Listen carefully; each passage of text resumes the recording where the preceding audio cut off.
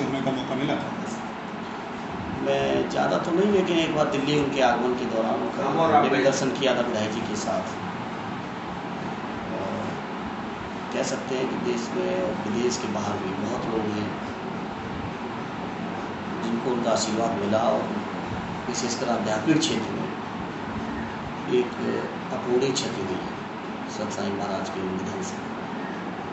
तो उनको सबसे पहले तो मैं श्रद्धा सुमन अर्पित करता हूँ और ईश्वर से कामना करता हूँ कि वो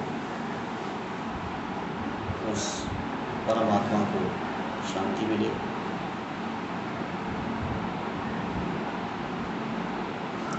दूसरा एक चीज़ जानना चाहेंगे कि अभी किन मुद्दों पे समाजवादी पार्टी चुनाव बिल्कुल सामने आ गया है और हर तरीके से घोषणा हो रही, समाजवादी पार्टी किन मुख्य बिंदुओं पे चुनाव लड़ने जा रही है? जहाँ तक समाजवादी पार्टी के मुद्दों का सवाल है, ये हम सब जानते हैं जिस तरह से समाजवादी पार्टी पिछले 4 साल से बहुजन समाज पार्टी के अन्याय, अत्याचार और भ्रष्टाचार के खिलाफ लड़ाई लड़ रही है। आज प्रदेश की सभी माफिया बहुजन समाज पार्टी का संरक्षण प्राप्त है बहुजन समाज पार्टी का, और संरक्षण ही नहीं प्राप्त है बल्कि तमाम तरीके के बलात्कार से लेकर हत्याओं तक, अधिकारियों की हत्याएं, इंजीनियरों की हत्याएं हो रही, CMOs की हत्याएं हुई। इस तरह से कई घटनाएं ऐसी हुई हैं जो बहुजन समाज पार्टी के तमाम विधायकों ने, मंत्रियों ने मिलकर की हैं। तमाम महिलाओं के रेप तक की घटनाएं हुई हैं। मैं कह सकता हूँ उत्तर प्रदेश के अंदर बहुजन समाज पार्टी ने अराजकता का माहौल बना रखा है। और भ्रष्टाचार के सवाल जहाँ तक मैं कह सकता हूँ कि उत्तर प्रदेश की मुख्यमंत्री से लेकर कोई भी मंत्री, सरकारी अधिकारी, कर्मचारी आज ऐसा नहीं है जो भ्रष्टाचार के मामले में शामिल नहीं है।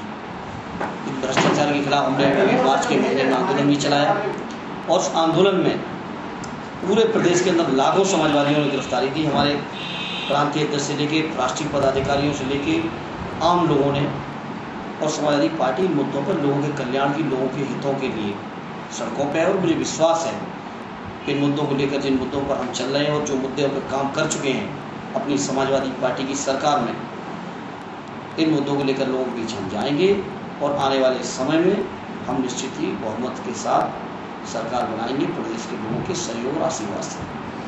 कुछ जगह पे कुछ सिटिंग विधायक के टिकट कटे हैं, जिसमें गुन्नौर हम बात करें तो गुन्नौर के विधायक जो प्रदीप यादव हैं उनका भी टिकट कटा है, सहारनपुर में भी कटा है। कई जगह असंतोष है, और किस तरीके से आप इस असंतोष को मैनेज करेंगे, या मानते हैं पार्टी की नीति के तहत लोगों को मना करेंगे? नहीं, जहाँ तक असंतोष का सवाल है, कोई बड़ा असंतोष नहीं है। जब बड़ा परिवार होता है, कोई छोटी मोटी बातें होती हैं, और उनको जब पूरा परिवार बैठेगा तो उन बातों को संभाल लेगा और सुधार लेगा। कोई ऐसा साथी नहीं है जो पार्टी के नेतृत्व की बात से बाहर जाए।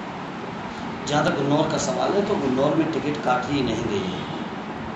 गुन्नौर की टिकट यहाँ के सिटिंग MLA प्रदीप यादव गुड्डू के प्रस्ताव पर पार्टी और क्षेत्र के हित में पूर्व विधायक राम खिलाड़ी जी को दी गई। और ये एक ऐसा उदाहरण है समाजवादी पार्टी के लिए गुन्नौर क्षेत्र, जहाँ की वर्तमान विधायक द्वारा पूर्व विधायक के लिए प्रस्ताव गया हो और उनके प्रस्ताव पर उनको टिकट मिली हो। अनूमन जो विधायक होते हैं या जो विधायक की लाइन में होते हैं वो अपने लिए लड़ाई लड़ते हैं, अपने लिए कोशिश करते हैं, लेकिन गुन्नौर के लोगों ने, विशेषकर प्रदीप गुड्डू ने, ऐसा इतिहास बना दिया है कि उन्होंने स्वयं प्रस्ताव किया कि नहीं, मेरी जगह इनको चुनाव लड़ाइए, मैं तन मन धन से इनको चुनाव लड़ाऊंगा।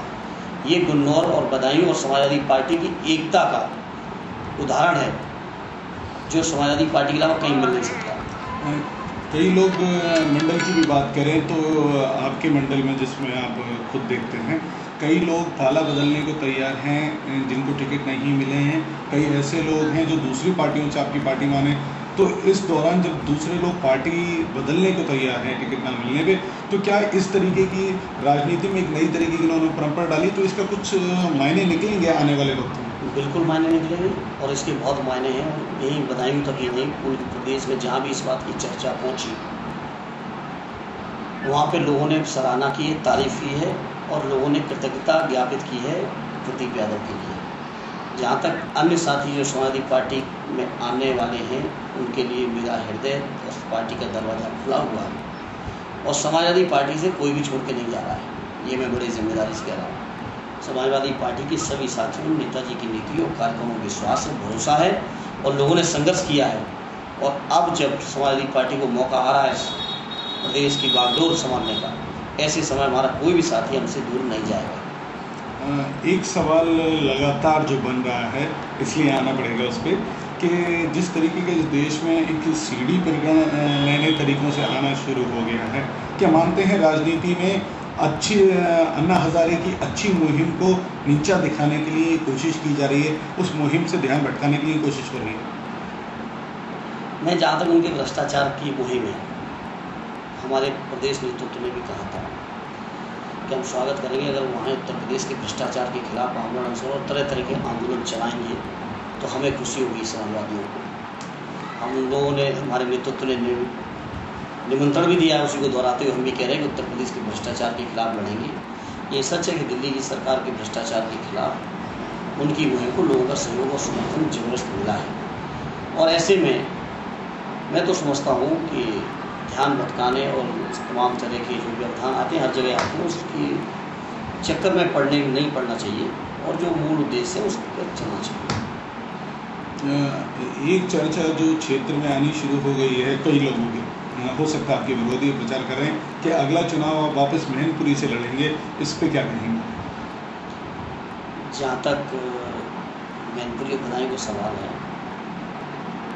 दोनों ही हमारे घर हैं, नंबर 1। नंबर 2, मेरा ऐसा कोई विचार नहीं है और इससे ज़्यादा मैं कुछ कहना नहीं चाहता। अच्छा, आजम खां को अभी तक कोई अहम जिम्मेदारी नहीं दी गई है? बड़े उत्साह से आए, पहले बड़ा लंबा राजनीतिक अनुभव रहा है और बड़ी समाजवादी पार्टी में कभी नंबर 2 की पोजीशन उनकी मानी जाती थी, लेकिन अभी तक देखा जा रहा है कोई रोल नहीं मिला है। तो क्या ये माना जाए कि अब वो अपनी प्रसन्नता खो चुके हैं? नहीं, आपकी गलत सोच है कि उनको महत्व नहीं मिला। आजम साहब हमारी पार्टी के निर्बाध रूप से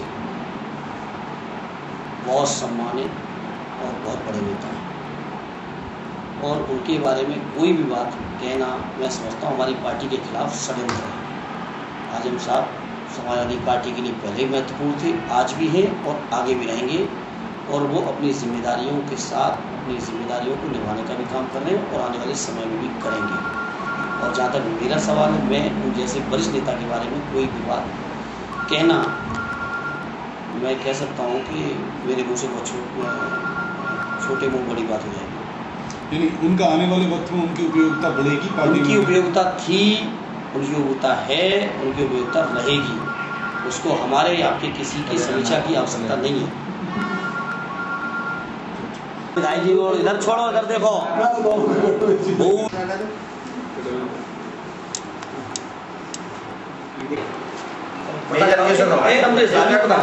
तुम आ जाओ भाई, बाहर आ जाओ।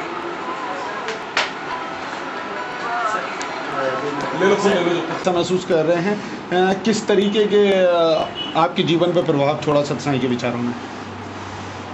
मेरे अपने जीवन में बहुत गहरा दुख है उनके न रहने से और मेरे परिवार को भी बहुत दुख हुआ है। और जहाँ तक उनके सानिध्य में पहुँचने वाली बात है, मेरे अपने गुरुजी थे, महाराज जी थे, उनकी प्रेरणा से हम वहाँ तक पहुँचे, जो कि आजकल मेरे गुरुजी भी वहीं उनके आश्रम में ठहरे हुए हैं। और जैसे ही मैंने सुना परसों टीवी पर, मेरे और मुझे परिवार के लिए बहुत बुरा लगा और एक टाइम मुझे खाना भी अच्छा नहीं लगा, क्योंकि मैं कई बार उनके बीच में दर्शन करने के लिए वहाँ उनके आश्रम में पहुँचा। दिल्ली भी हमने धर्मेंद्र यादव MP साहब के साथ दर्शन किए और बहुत कुछ मेरे जीवन में घटनाएं घटी। और आज जो भी कुछ है मेरे गुरु महाराज की कृपा से और उनकी कृपा से, जो भी कुछ आज मैं हूँ वो सब उन्हीं की बदौलत थी। तो आज मुझे बहुत दुख है, क्योंकि ऐसे प्रख्यात व्यक्ति देश में बहुत कम हैं। तो सत्य साईं महाराज के विचारों संभव हो सकेगा उन पर तो हम अपने ज़िले में पहुंचाने की कोशिश करेंगे।